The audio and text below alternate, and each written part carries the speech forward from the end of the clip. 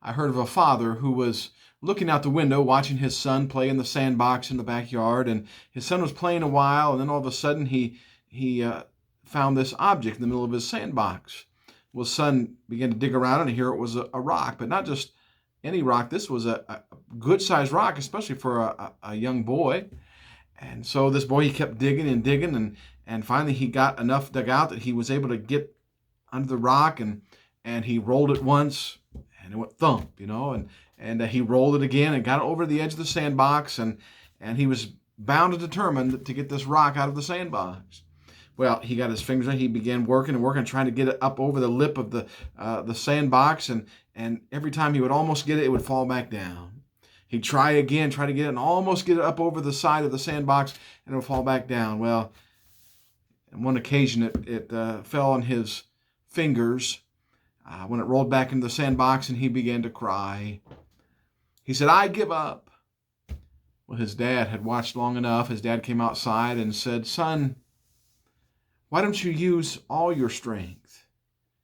The little boy looked up at his dad, said through tears, he said, "But Dad, I am." His dad said, "No, son, you're not." He said, "You didn't ask me."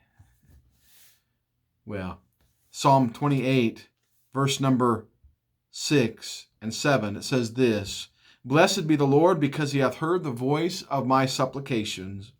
The Lord is my strength and my shield. My heart trusted him, and I am helped." I like that verse. It doesn't say the Lord gives me strength. Verse 6 or verse 7 says the Lord is my strength. He's heard my cry, and he is my strength, and I am helped. And so understand today, no matter what you might be facing, you may be struggling for quite some time to try to overcome whatever it is that's in your life. Try to overcome whatever obstacle or difficulty that you might be facing today. Maybe you've gotten your fingers smashed a few times and you're ready to throw up your hands and say, "I can't do it." That's a good admission, because we can't do it of our own strength. That's why, as believers, as Christians, it says here, God is the one, not just who gives us strength, but he is our strength. His strength is not just available to us, his strength is in us as we trust him, as the psalmist says. And it says he will help us. He's always ready to hear, to help in our time of need. And so today, no matter what you're facing, God doesn't just want to give you strength so you can do it on your own.